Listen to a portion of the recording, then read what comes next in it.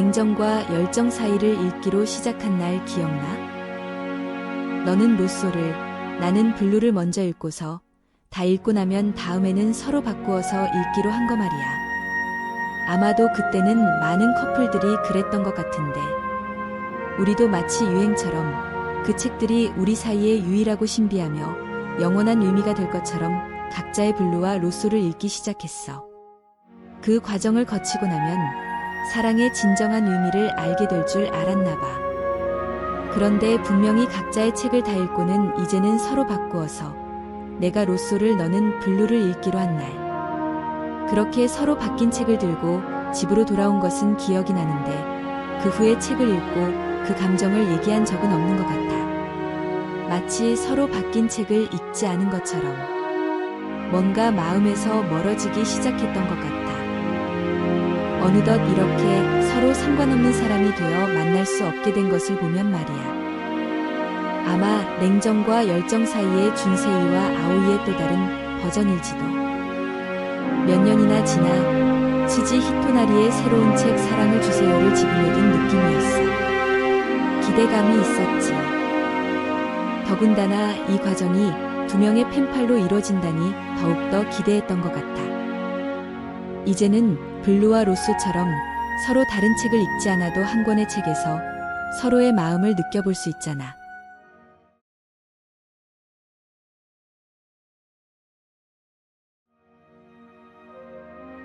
나는 이 책 한 권을 모두 읽고 나면 그때 너와 하지 못한 교감들을 지금에라도 혼자 해볼 수 있지 않을까?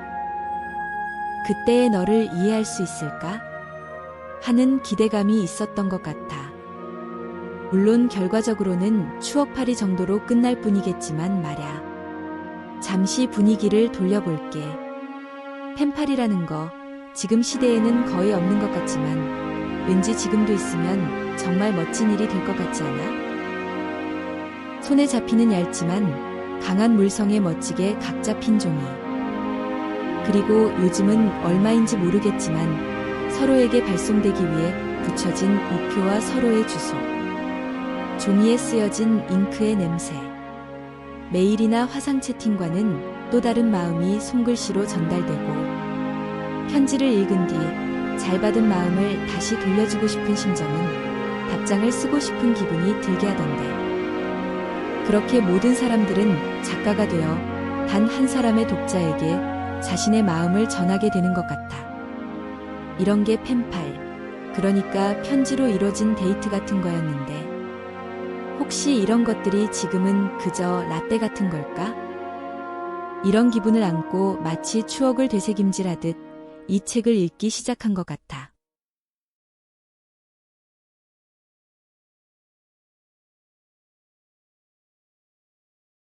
이제 막 육아원을 나와 독립을 준비하려는 리리카. 그리고 리리카를 독려하는 비밀의 남자 모토지로. 이 둘이 이 책의 주인공이야. 곧 20살이 되어 독립해야 하는 리리카는 독립의 꿈을 펼치기도 전에 자해를 시도했어. 아마 세상을 향한 경멸을 냉소적인 비웃음으로 마무리하려 했던 것 같아. 우리도 왜 젊은 시절 그런 게 있었잖아. 패기를 갑자기 이상한 곳에 분출하는 시니컬한 분위기 같은 거. 리리카에게도 그게 있었어. 리리카의 자해는 평소에는 전혀 그럴 것 같지 않던 그녀가 고민 끝에 단 한 번의 시도를 통해 세상에 내비치고자 한 마음이었거든. 그러나 실패, 손목의 어디를 어떻게 상처 입혀야 하는지 자세히 몰랐던 리리카는 하루 만에 퇴원을 하고 말았어. 순식간에 육아원생들의 놀림거리가 되고야 말았지. 하지만 그 시도만큼은 육아원 선생님들께 꽤나 먹혔는지 선생님들 중 한 명이 급기야 20살이 되어 이곳을 나가도 리리카의 마음을 돌봐줄 만한 선배를 찾아내기 시작했어. 그게 바로 모토지로였던 거야. 모토지로는 후쿠오카의 한 지방에서 케이블카를 운전하는 운전사야. 리리카는 그의 첫 편지를 두고 한참이나 의심에 의심을 반복했지. 그도 그럴 게 다짜고짜 펜팔을 시작하자는 모토지로의 요구가 얼마나 말이 안 되는 일인지는 당시에나 지금에나 똑같으니 말이야. 모토지로 역시 과거 5번이나 자해 경력이 있는, 하지만 지금은 삶의 소중함을 깨닫고 위부더머니를 모시며 사회생활을 해나가고 있는 젊은 청년이라는데 온통 그에 대한 정보는 믿을 수 없었어. 그러나 리리카는 단 한 가지. 모토지로가 유난히 자신에 대해 많은 부분을 알고 있다는 점에서 기적과도 같은 호감과 호기심을 느끼기 시작했어. 이런 관심과 끌림이 처음이었거든. 그렇게 그 둘은 앞으로 평생 보지 말고 편지만 할 것을 조건으로 내세우며 펜팔을 시작하기로 한 거야.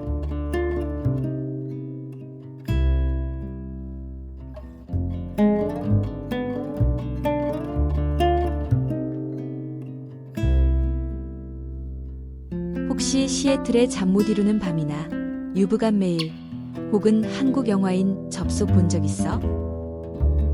모두 20세기의 영화들이긴 하지만 이 영화들의 공동된 특징이 있거든. 당시의 통신 매체였던 편지나 유선전화 혹은 채팅이나 이메일 등 영화에 따라 연결되는 수단은 서로 다르지만 이를 통해 서로 모르고 지내던 사람들이 인연을 쌓고 서로에 대한 관심이 시작되고 결국 좋은 감정을 느끼고 마지막에는 기적처럼 만나 사랑을 하게 된다는 이야기임은 비슷해. 난 아마 이런 줄거리를 예상한 것 같아. 이 책이 사실 2004년작인데 반해 나도 이 책을 읽은 것은 그리 오래전은 아니었거든. 냉정과 열정 사이의 준세이와 아오이가 피렌체의 두오모에서 만나자 했던 약속처럼 이 둘도 결국 만나 사랑하게 될 줄 알았지. 리리코도 어떠한 계기로 모토지로가 있는 후쿠오카에 다녀오긴 했어. 그러나 난 이후로 상상도 못한 반전에 두 손 두 발 다 들고 결국에는 어떠한 변화를 겪고야 말았어. 그 변화 중 하나는 이처럼 너에게 편지를 쓰고 있다는 거야.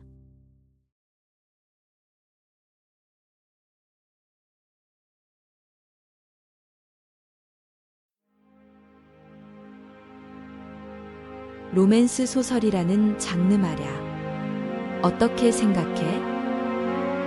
난 이쪽 장르의 책들을 많이 읽어보지는 못했지만 그래도 로맨스 장르라 하면 때로는 행복한 결말을 통해 그들을 응원하기도 하고 혹은 이렇게 저렇게 되었으면 더욱 좋았을 거라고 아쉬운 감정이 생기기도 하는데 이 책을 통해 그간의 느낌들과는 사뭇 다른 변화를 겪었거든. 특히 그중 가장 큰 변화는 내 삶에 대한 반성이었던 것 같아. 내 마음 속에서는 이게 어찌된 일인지 아직도 의견이 분분하지만 결국 치닫은 방향은 내 주변에 정말 사랑과 관심을 많이 주어야 한다는 결론을 냄과 동시에 그간의 날 많이 반성하며 눈물을 쏟아내는 계기가 되었거든.